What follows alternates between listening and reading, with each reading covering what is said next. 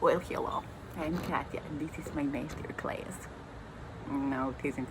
But look, I watched those debates just like you did, and I see that man on his balcony with his Evita act. The whole thing is like intellectual, super fun to say. And I think now maybe it's time we had little talk about. So here are my tips for surviving, Katya's tips for surviving an authoritarian regime. I guess it is time. So, first thing you have to do is decide you're going to collaborate or you're going to resist. Now, if you're going to collaborate, I know, so some of you already start overachieving. But you're going to do it. You can start like choosing now which neighbors later you're going to rat out for being not American enough. Like maybe they are like, you can see if they're maybe they recycle, or maybe they're unarmed.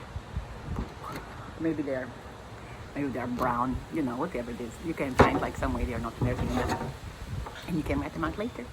You can start to, you can tell your children when it's a nice day outside. It's very sunny, like that. Like, you can tell them like, oh, beautiful day outside is because Donald Trump is wise and generous leader and made sun for us.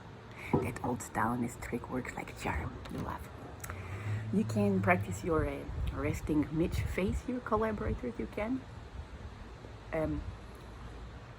I suggest you get a day job in government bureaucracy with creepiest name you can fucking find, like maybe Homeland Security or Space Force. Maybe you can at least be arch-wheeling, right? That's good. Just one little strategy tip, like don't start too early. Actually, don't start too early, because this is like snakes always eat on tail. Eventually you're also not going to be. This guy hates everybody. So eventually you're also not American enough. So it doesn't matter. Maybe you're a woman, maybe you're from Secaucus, maybe you like believe in something, maybe you don't believe in anything, or maybe you like favor complete sentences.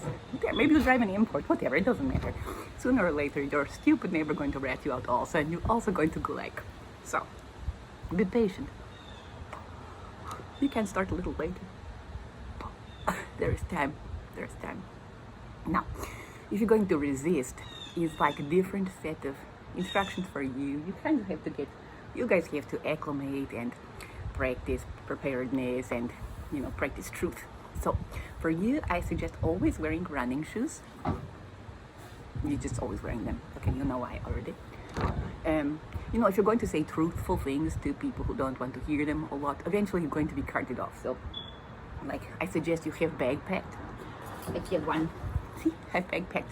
And in there, I have, what do I have? I have slippers. I have vitamins. I have these 2 spoons to dig out of prison later. I know it's going to take a while, but you have the time. I have a drawstring for pants. I have a key. That's just a reminder, because if you are a female person, you need to keep your uterus locked up now, especially if you're anywhere near an international border. Just something to think about now. I have a couple books in there, like I have this one for practical tips, that's more practical. And I have this one for more philosophy. And I keep this one it's just for nostalgia. It's such a whimsical book, I like so much. It's so nice. By the way, how do you think we're going to do Gulag on Zoom? Oh my god, maybe we know exactly already how we are going to do it. Ay, Christ. So, I also suggest you get some enormous habits. I tried this one. It's not going very well, but I tried. Right? I burn places I cannot tell you about. You can practice being scared in night. This is good to acclimate. You can get whole family involved. Kids will love. They can wake you at night. Alright, yeah, see? Yeah, you're already getting better at it already. Good. At some point, maybe already happening, you're going to realize you not know so much anymore what is true. Like, you already hear like, oh, what virus? Virus is no problem. I don't see any dead people. Yeah, there are 2 sides to every cross burning. Economy is going great. You see what I mean? You already don't know. You're already starting to wonder what is true. So, I have a recommendation that you make a list. You write down some things you know are true, like names of children and their birthdays, planets, some small math you can do in head, Also, like, you don't play in tune. You always play out of tune. You can write that down, especially F sharp major. But you should write things that actually also, things that actually happen. Like Roe v. Wade, that happened. Also Red Sox 2004 ALCS, that happened. You can write down names, like we have Appalachian Trail, but also Trail of Tears. We have a Civil Rights Act, but also still have Breonna Taylor. You can remember that, same electorate who voted this guy in, this idiot, just a few years ago also voted Obama. He's true at the Pravda. There's Jimi Hendrix, but there's also Britney Spears. So, like, look, a place like this is messy. The truth is always messy in a place like this. There's always great, and horrible. Always at the same time, always at the same time. Just right now, the worst is the most loud. It's so loud.